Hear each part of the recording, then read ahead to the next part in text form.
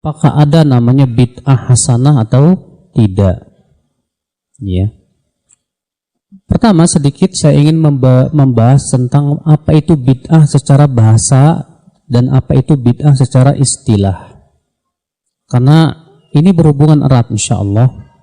Bid'ah secara bahasa artinya segala sesuatu yang baru ada yang sebelumnya tidak ada. Perhatikan, segala sesuatu yang yang baru ada yang sebelumnya tidak ada. Mobil bid'ah, betul. Kacamata bid'ah, betul. HP bid'ah, betul. Tapi bid'ah secara apa? Bahasa. Secara bahasa betul itu bid'ah. Tapi apakah sesuatu yang sifatnya secara bahasa itu bid'ah, secara istilah itu bid'ah? Tentu tidak. Karena bid'ah secara istilah syariat itu adalah terfokus kepada masalah agama, din.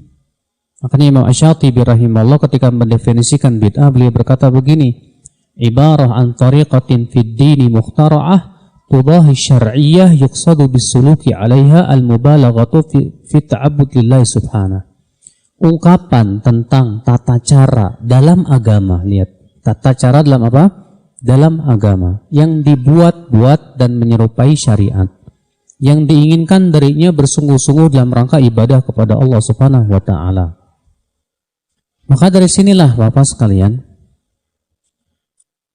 kalau kita perhatikan pertama, ya, ungkapan para ulama terdahulu ada yang membagi bid'ah menjadi dua, ada.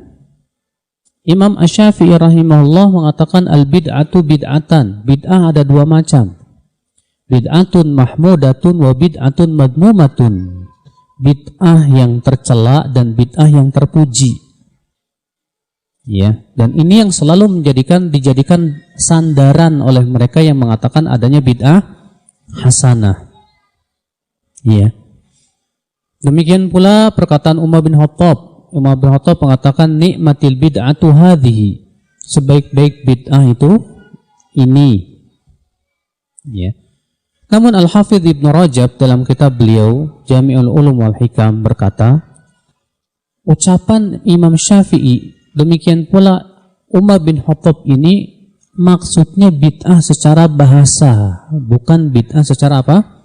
Istilah syariat. Ya.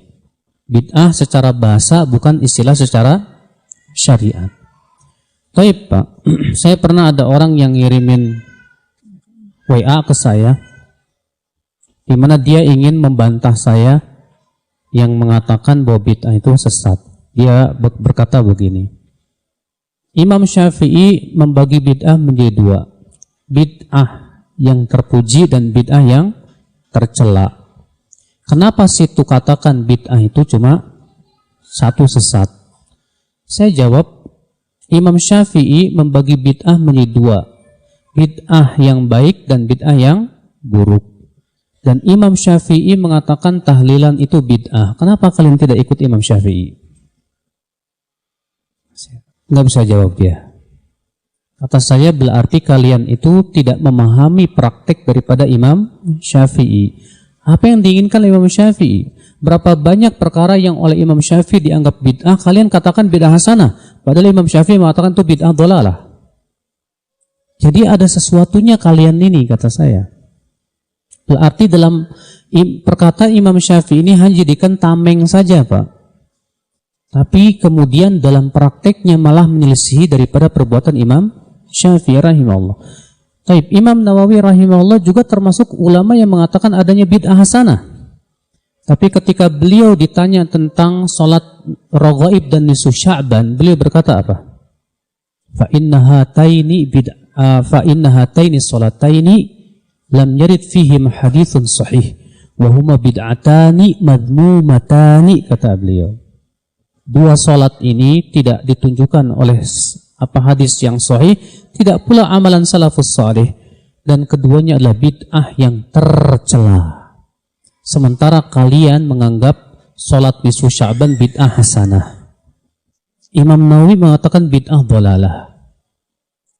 Jadi kenapa kalian itu berdalil dengan pendapat ulama tapi tidak melihat praktek mereka? Ini sebuah kesalahan yang jelas, kata saya.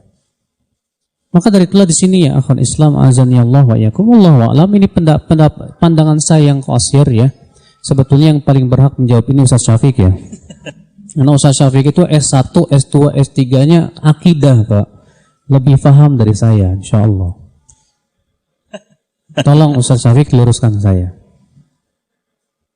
Saya memandang pendapat ulama yang mengatakan di zaman dahulu ada bid'ah hasanah dengan bid'ah dhalalah, bid'ah yang baik dan bid'ah yang tercela, dengan pendapat ulama yang mengatakan tidak ada bid'ah hasanah, sebetulnya tidak bertabrakan, Pak.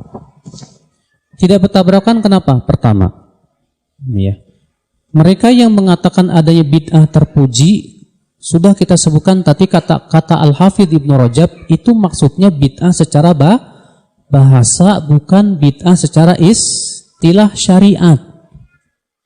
Mereka yang mengatakan tidak ada bid'ah yang terpuji, maksudnya adalah bid'ah dalam secara apa? Makna istilah syariat, bukan secara bahasa. Oke, tolong diperhatikan baik-baik. Apakah sesuatu yang Rasulullah tidak lakukan itu mutlak bid'ah? Apakah sesuatu yang Rasulullah tidak lakukan itu mutlak bid'ah secara syariat? Jawabannya dengan 3 poin. Poin yang pertama, Rasulullah SAW tidak lakukan karena masih ada penghalangnya, sehingga Rasulullah tidak lakukan.